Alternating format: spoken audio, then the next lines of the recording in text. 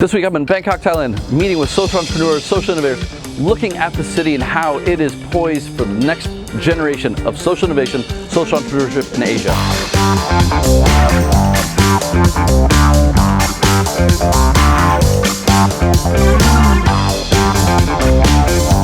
All right, welcome back everybody.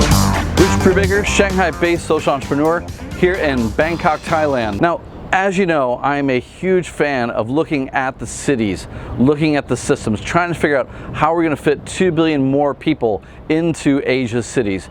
And to be honest, there's no better place right now for me in many ways than Bangkok, Thailand.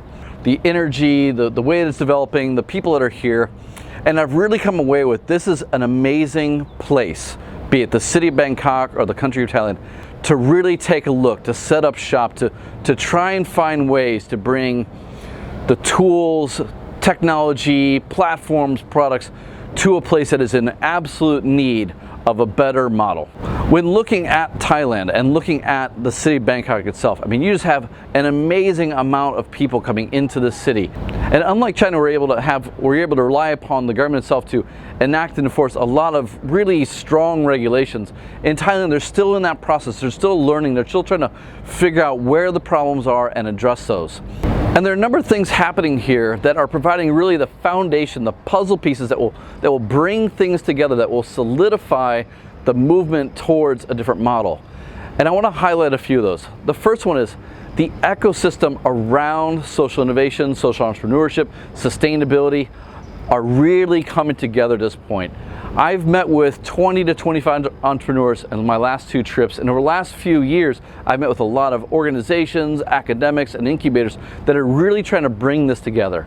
And what we're seeing through the UNIS Center, through the UNDP, through Temasek University, through a number of the local incubators is there are a number of the actors, the stakeholders that are coming in at the foundation level are really coming together. The second thing that I'm seeing that's very interesting is the move away from the Western ideology or the Western platforms of social entrepreneurship, mission-driven entrepreneurship, much more towards locally developed through local entrepreneurs who have done really well in the early stage of the businesses, but decided from a personal, practical standpoint to jump into this to solve a problem. The other thing I think really works here is that the United Nations has a huge mission here, and through the UNDP and a number of the other agencies, what we're seeing is a lot of funding, a lot of workshops, a lot of conferences coming to this area, coming particularly to Bangkok, trying to equip the entrepreneurs and the organizations to address these problems. The other thing is that it's very young, it's very energetic, it's very positive. They're still maybe a little bit early, maybe a little bit naive, maybe a little bit young, whatever it may be.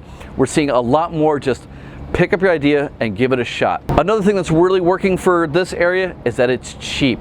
Oh my God, people, like if you're in Shanghai, if you're in Hong Kong, if you're in Singapore, it is so expensive to rent an office, build a team. It's cumbersome to get bank accounts open.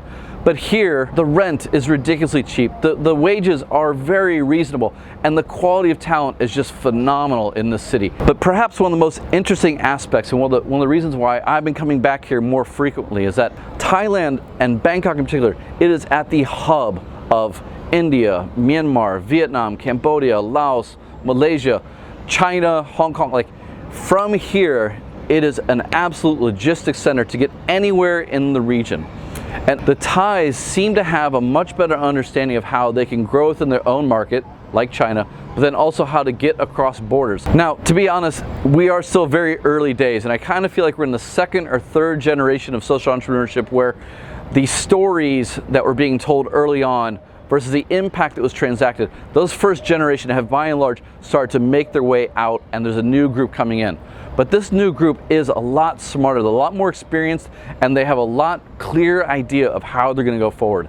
So for me, if I was looking at Bangkok as a hub over, say, Hong Kong, Singapore, Shanghai, it is a great place to consider. And actually for me, I would even argue it's the first place I would consider if I was new to the region or if I was really looking at developing a Southeast Asia, ASEAN type of base.